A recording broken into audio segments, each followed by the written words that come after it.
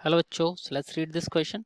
The question is, a particle starts its motion from rest under the action of a constant force if the distance covered in first 10 seconds is s1 and that covered in first 20 seconds is s2, then तो question में हमसे बोल रहे हैं एक particle है जो कि रेस्ट से अपना मोशन स्टार्ट करता है कांस्टेंट फोर्स के इन्फ्लुएंस में।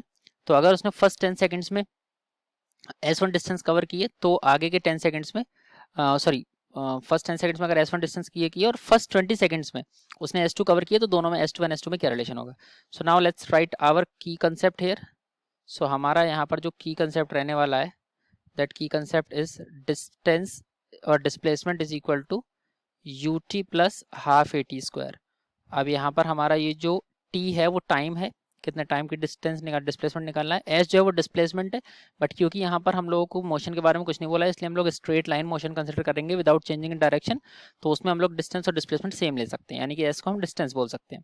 यू इनिशियल वेलोसिटी है विच इज 0, ठीक है, और ए हमारा एक्सलेशन है। अब क्योंकि यहाँ पर बात करी गई है कि कांस्टेंट फोर्स है तो हमारा एक्सलेशन भी कांस्टेंट होगा, इसका मतलब हम ये क्वेश्चन लगा सकते हैं।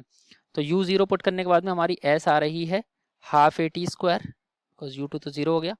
अब हम अगर 10 सेकंड्स में बात करें तो हमारा एस 10 कितना आएगा, एस इन 10 सेकंड्स ये बनेगा हाफ ए टी स्क्वायर, तो ये हाफ इंटू ए इंटू 10 का स्क्वायर, तो ये बनेगा हमारा 10 का square is 100, 100 into A by 2, यानी कि ये बनेगा 50 ए। ये हमारी फर्स्ट इक्वेशन हो गई।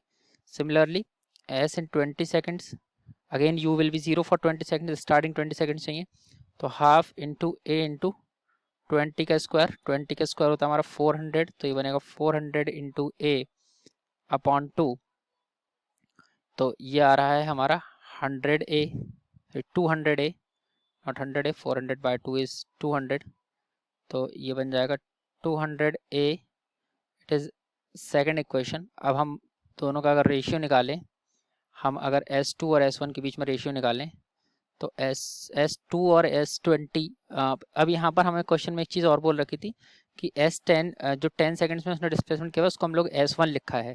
क्वेश्चन में ऐसा हमको और दे रखा था, यानी कि हम लोग इसको S1 बोलेंगे और S20 वाले को S2 बोलेंगे। तो अगर हम लोग रेशियो निकालें तो S2 बाई S1 कितना आएगा हमारा, ये बनेगा 200 ए अपॉन 50 ए, कैंसिल ए से ए कैंसिल, ये बनेगा 4 टाइम्स, यानी कि S2 is equal to 4S1, S2 is equal to 4S1, which is option number B is correct. So I hope you have understood this question.